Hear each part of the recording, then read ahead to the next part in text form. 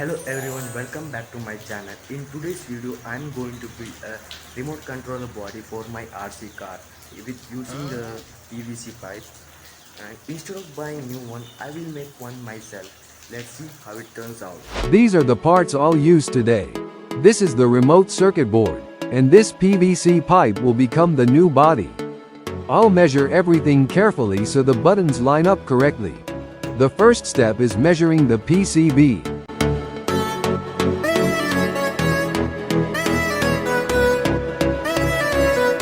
Then I'll mark the PVC pipe and cut it to the correct size. Accurate measurements are important so the remote fits perfectly.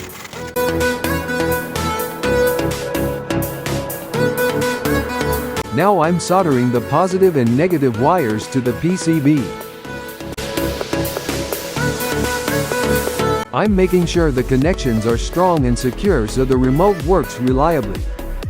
First, I'm marking the PVC case to make two small holes for the positive and negative wires. These holes will allow the battery wires to pass through to the back of the remote, where the battery will be connected. Now I'm applying hot glue to secure the wires and prevent them from moving.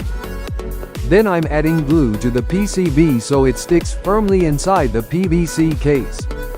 This keeps all the components in place and makes the remote stronger and more reliable. Now I'm attaching cable ties to the back of the remote. These will hold the battery securely in place. Once I tighten the cable ties, they keep both the battery and the remote body firmly connected, making the setup strong and stable.